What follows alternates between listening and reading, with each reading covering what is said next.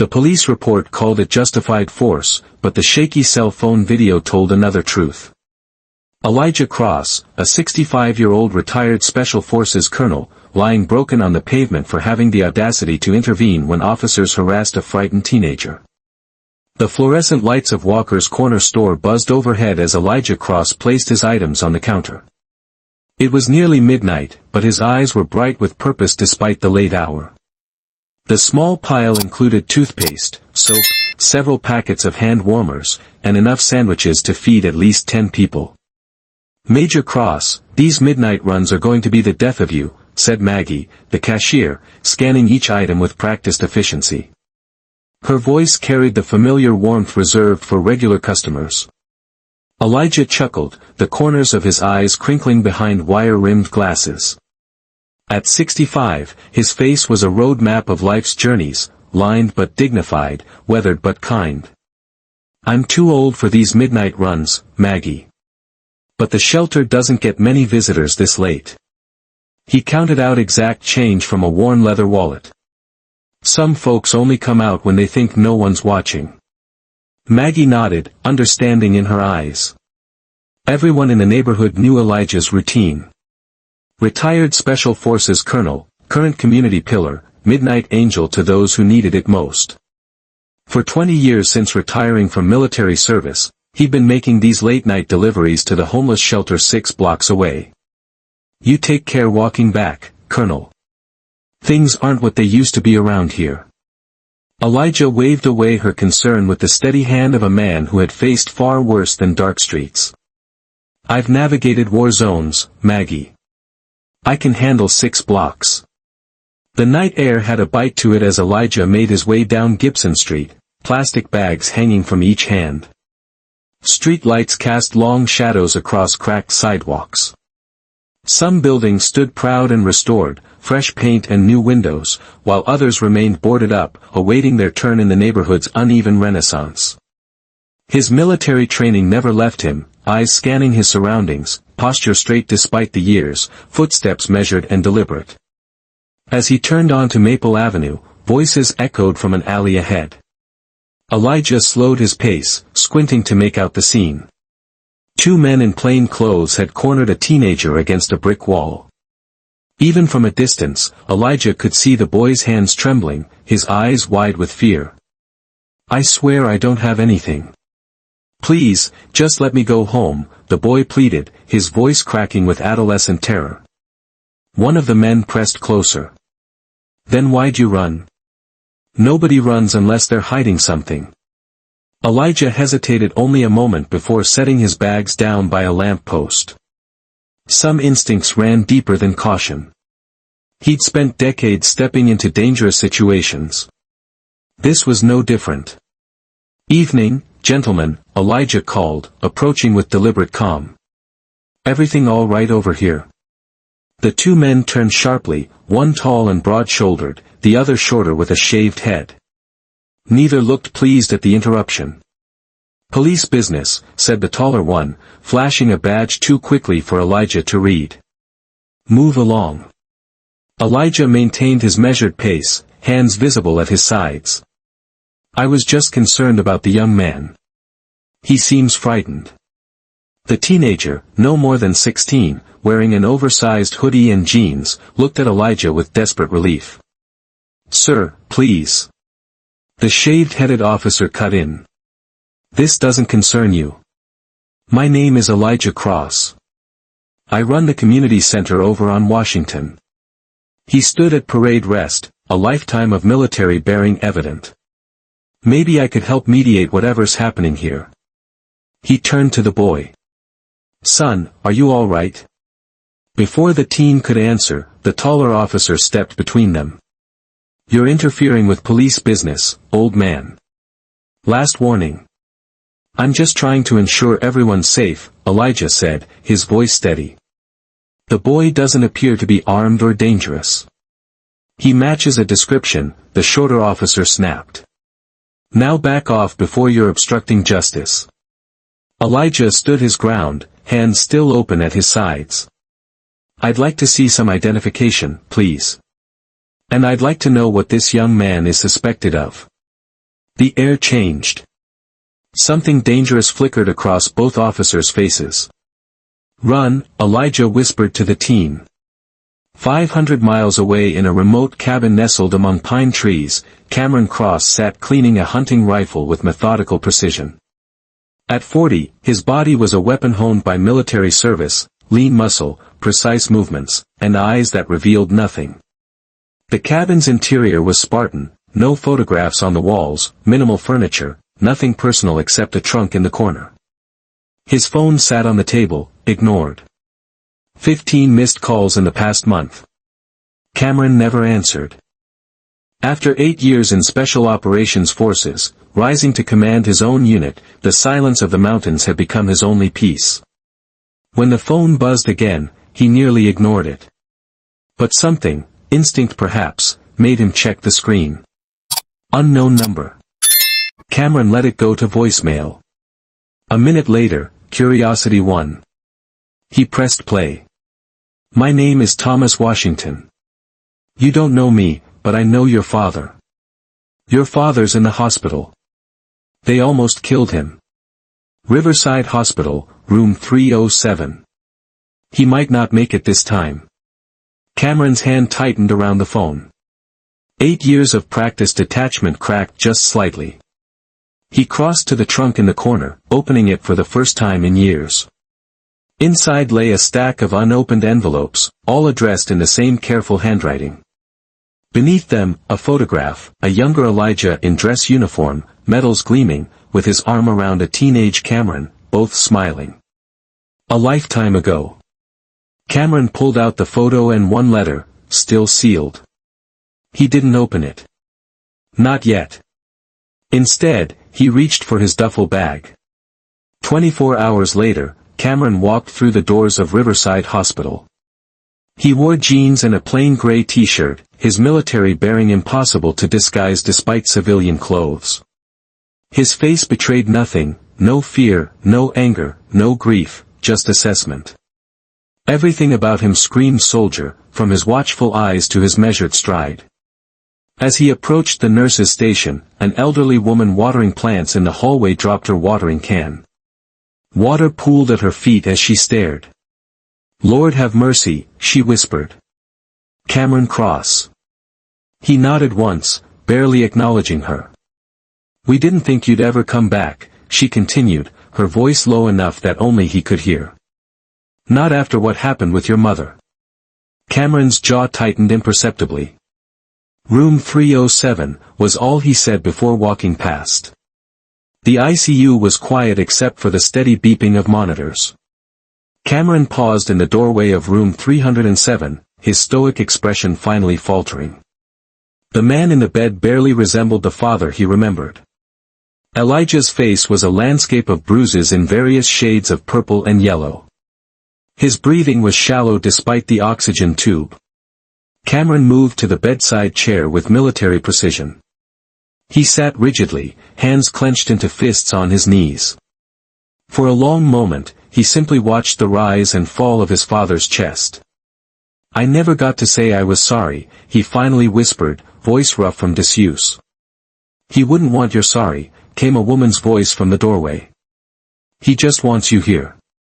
Cameron turned to see a young nurse standing there, dark hair pulled back into a practical bun. Her name tag read, Amamira. "Are you his doctor?" Cameron asked. "Just his nurse. But I know your father well.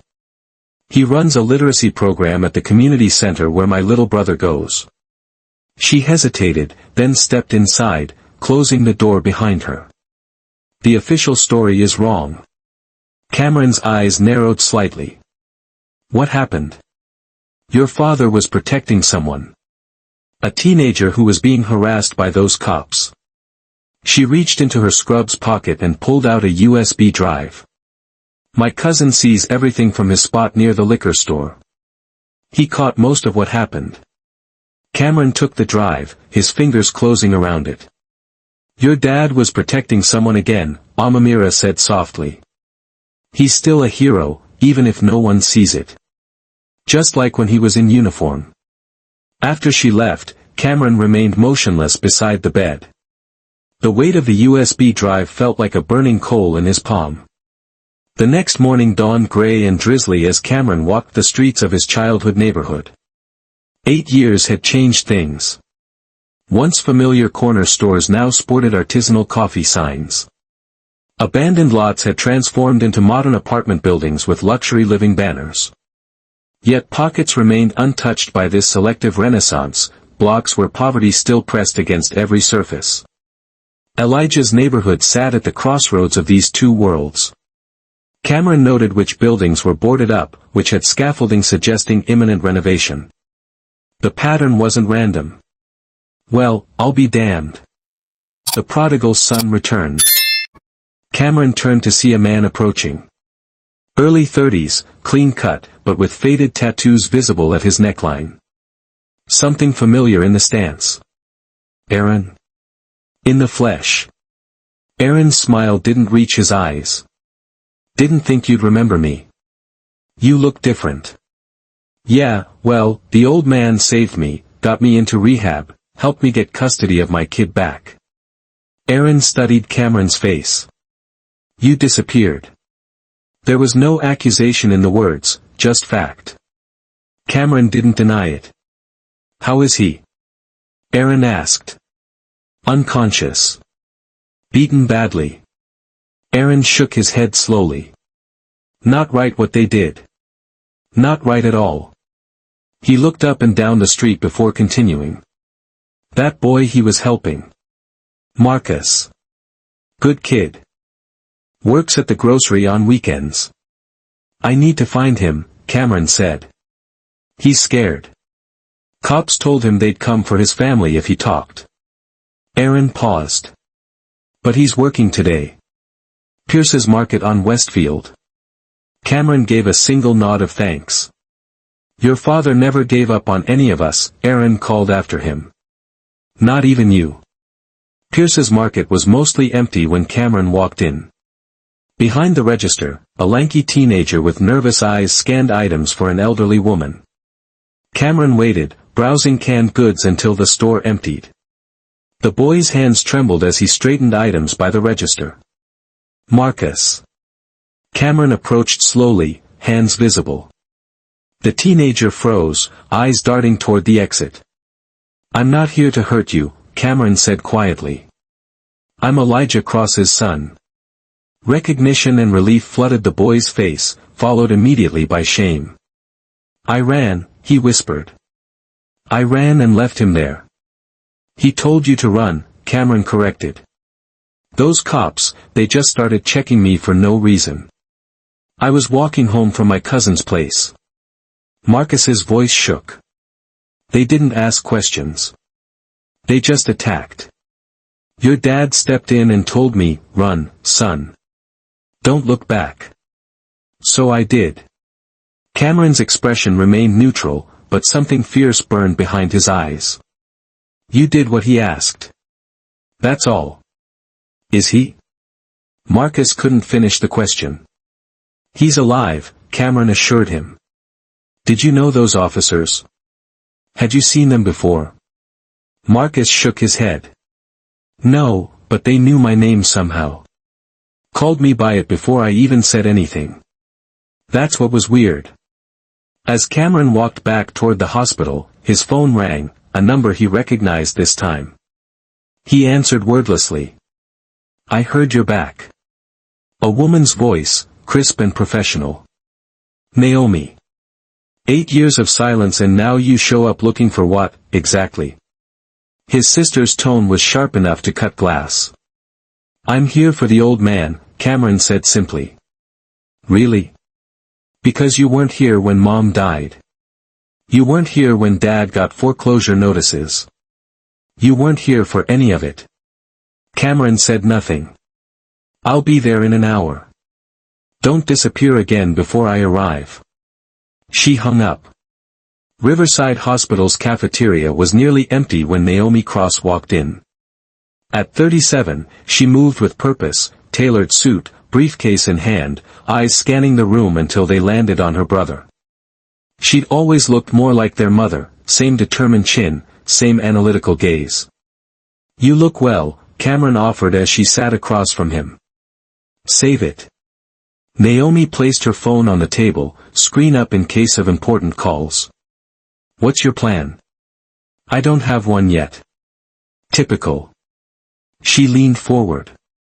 While you've been playing mountain man, I've been trying to hold what's left of this family together. Dad refused to leave that community center even when the neighborhood started changing. Said his people needed him. Our people, Cameron corrected quietly. Don't. Naomi's eyes flashed. You don't get to claim that now.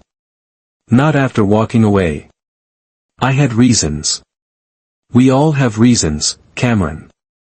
We just don't all have the luxury of disappearing because of them. She pulled out a legal pad. 2 officers are on administrative leave. James Griggs and Peter Holt. Both have complaints in their files. All mysteriously dismissed. I'm building a case.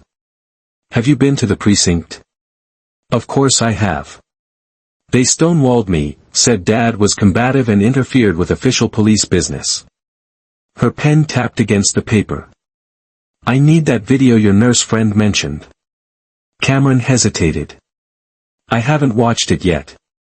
Well, what are you waiting for? Christmas. Naomi shook her head in frustration. This is what I do, Cameron. I'm a civil rights attorney. Let me help. Before Cameron could respond, his phone lit up with an unknown number. He answered, listened briefly, then stood. I need to go to the precinct, he said. I just told you they won't help. I'm not looking for help. Something cold had entered his voice. I'm gathering intelligence. The 5th precinct was housed in a brick building that had once been the neighborhood's pride. Now it stood as a fortress among increasingly gentrified surroundings. Cameron entered alone, Naomi waiting reluctantly in her car outside. At the front desk, Cameron adopted a different posture. Less military, more uncertain civilian. I'm here about my father, Elijah Cross. I was told I could get a copy of the incident report. The desk sergeant barely looked up. Incident reports take 5 to 7 business days to process. Fill out this form. Officer, my father is in intensive care. I just need to understand what happened. Should have thought about that before he interfered with an arrest. The sergeant pushed a clipboard toward him. Fill it out or leave. As Cameron took the clipboard, a door opened behind the desk. 2 officers walked through, one of them pausing when he saw Cameron. You the Cross kid? The officer was stocky with closely cropped hair and hard eyes. His nameplate read, Griggs. Cameron met his gaze evenly. I'm Elijah Cross's son. Yes. Officer Griggs smirked. Word of advice. Old man should have stayed in bed where he belongs.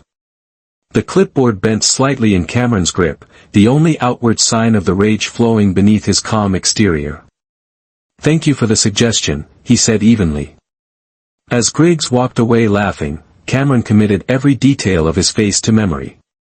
That night, Cameron slept in his father's modest home for the first time in 8 years. The house was exactly as he remembered, worn furniture, walls lined with books, and photographs everywhere. Photographs Cameron had avoided looking at for nearly a decade. In his father's study, behind books on military strategy and civil rights, he found what he was looking for, an old leather-bound journal. The pages were filled with Elijah's distinctive handwriting, addresses, and coded references that made little sense at first glance. Jackson family offered $50K, refused. Thompson residence second offer after incident. Accepted church land.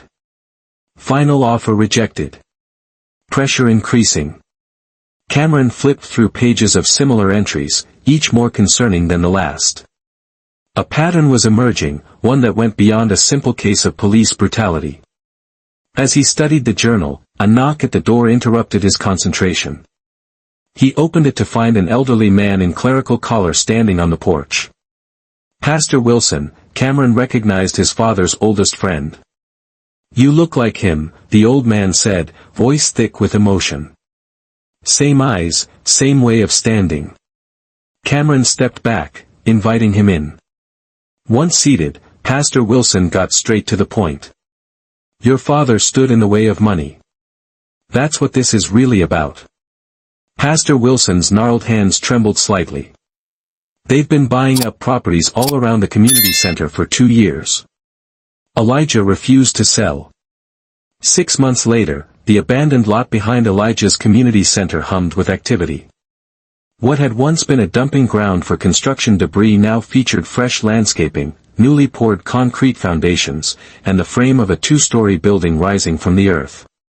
Cameron directed volunteers unloading lumber from a truck, his movements confident despite the occasional wince when he turned too quickly. Some injuries healed more slowly than others.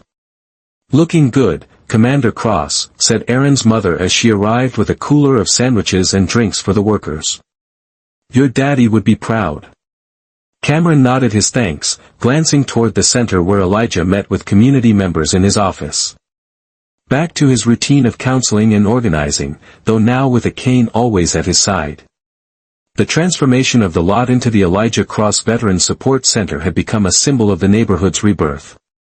What Urban Vista had planned as luxury condominiums was becoming something more valuable, a place for counseling, food distribution, job training, and programs specifically designed to help military veterans and at-risk youth. Across town, Naomi stood before the judicial committee that had once threatened her license. Now, they listened attentively as she declined their offer of a position on the city's newly formed Civil Oversight Committee. I appreciate the opportunity, she told them, but I've decided to run for district attorney instead. The announcement sent ripples through the local political establishment. Naomi Cross had become a household name since the exposure of the Urban Vista conspiracy. Her campaign announcement the following week drew supporters from every neighborhood in the city. The justice system works only when it works for everyone, she told the crowd gathered at her campaign launch, not just those who can afford to buy influence or property. As Naomi built her campaign, Elijah returned to his first calling, community service, now with a special focus on veteran support. On a bright Sunday morning, 3 months after being released from the hospital, he stood again before a group of veterans and community members at the center. The building was packed beyond capacity with people standing in the aisles and spilling out onto the steps outside. Cameron sat in the back row, watching his father address the gathering with the same authority and compassion he remembered from childhood. The bruises had faded, but the experience had marked him in other ways, a slight hesitation in his step, a deliberate care in how he moved. Yet his voice remained strong, carrying to every corner of the room. They thought violence would silence us, Elijah proclaimed, his words drawing murmurs of agreement. But we've faced worse battles and emerged victorious. The impact of their public broadcast had been immediate and overwhelming. Within hours, the police department held an emergency press conference, declaring the footage potentially manipulated and suggesting that outside agitators were attempting to destabilize the city. They announced a temporary lockdown of the precinct headquarters for security purposes, and attempted to interrupt power to strategic areas of the city where protests were forming. The chaos they created only amplified the story. Backup generators kept the stream's archive available, and the systematic power outages struck many observers as confirmation of the corruption alleged in the broadcast. By evening, police in riot gear had formed perimeters around City Hall and downtown buildings owned by Urban Vista-affiliated companies. But the protests that emerged were disciplined and peaceful, community members standing silently with signs bearing the names of those who had been pushed out of their homes or wrongfully arrested. "Where's Vance?" Cameron asked as they monitored the situation from Elijah's house, now guarded by volunteers from neighboring communities. "Gone," Scope reported through their secure channel. "Private jet departed 2 hours ago, registered to a shell company in the Cayman Islands." Naomi frowned. "He's running." "No," Cameron corrected. "He's regrouping." Reports soon confirmed Cameron's assessment. News outlets carried the story that Colin Vance had departed on previously scheduled business, but would return to address these baseless accusations. Unnamed sources claimed Vance's jet was headed to a country with no extradition treaty with the United States. As night fell, the Cross family received unexpected support. 10 major city officials released a joint statement calling for an independent investigation into the allegations. The FBI announced they were reviewing the evidence. 3 officers from the precinct came forward anonymously, confirming parts of the story and offering additional documentation. The momentum seemed to be shifting until Cameron disappeared. Dawn broke over the city as Cameron sat in his father's study surrounded by papers and an open laptop. He hadn't slept. The wall before him had transformed overnight. Sticky notes, printouts, and handwritten notes connected by red string formed a complex web of information. At the center, Urban Vista Holdings. 3 hours of research had revealed that Urban Vista Holdings was merely the visible tip of a corporate iceberg. The company was owned by Westland Development Group, which itself was owned by a private equity firm called Sentinel Capital Partners.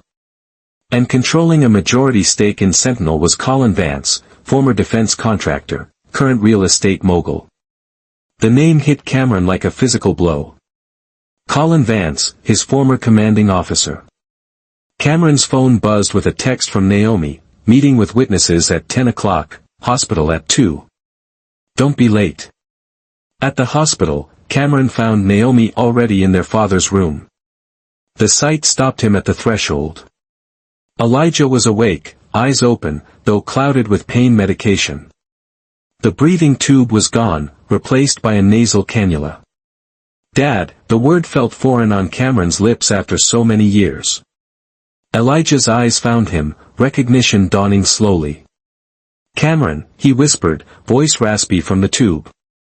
You came. Before Cameron could respond, a nurse entered to check Elijah's vitals. Naomi pulled Cameron into the hallway. He woke up an hour ago, she explained. He's confused, in and out. Doctor says it's the medication and concussion. Has he said anything about what happened? Fragments. Not enough for a statement. Naomi's professional facade cracked slightly. But he recognized you. That's something. When they returned to the room, Elijah had drifted back to consciousness. His gaze tracked them as they approached the bed. The boy, he asked, the words slurring slightly. He's safe, Cameron assured him.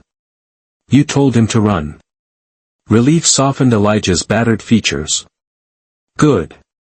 6 months later, Elijah's condition had improved dramatically. Sitting on the steps of the community center, watching children play basketball on the newly installed court beside the Veteran Support Building, he spoke with quiet pride. Marcus came by today, Elijah said, referring to the teenager he had protected that fateful night. He's working at the center now. Wants to start a mentoring program for younger kids. Cameron nodded, watching the teenagers on the court. Continuing what you started. What we're all continuing, Elijah corrected gently. That boy told me something I wanted to share with you. He said, Colonel Cross, you didn't just save me. You gave me something to believe in.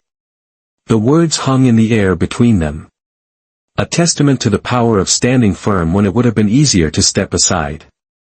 Naomi joined them a few minutes later, campaign materials tucked under her arm.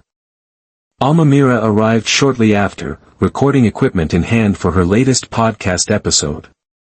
The 4 sat together as the sun began its descent, casting long shadows across the community that had nearly been erased. Sometimes I think about what would have happened if you hadn't come back, Naomi said to Cameron. Someone else would have stood up, he replied. The truth doesn't depend on any one of us. Elijah smiled at his children, pride evident in his eyes. He looked out at the neighborhood, at families walking together, at storefronts being repainted, at garden plots taking root in once vacant lots. Justice isn't loud, he said softly. Sometimes it's just knowing we're still standing. As darkness fell, lights came on throughout the neighborhood. Warm glows from windows where families gathered, street lights illuminating sidewalks where neighbors greeted each other, and the bright beacon of the community center where a new generation was finding its voice. What price would you pay to protect your home, your family, your truth? When Colonel Elijah Cross stood up for a frightened teenager, He faced the full force of a corrupt system, but his courage inspired a community to fight back and his son to return home. This story reminds us that true heroes don't always wear uniforms, but they always stand for what's right. If this story of a black veteran's courage moved you, please hit that like button and subscribe for more powerful narratives. How has someone stood up for you when it mattered most? Share your experiences in the comments. Let's show respect for the everyday heroes in our communities. Your story matters too.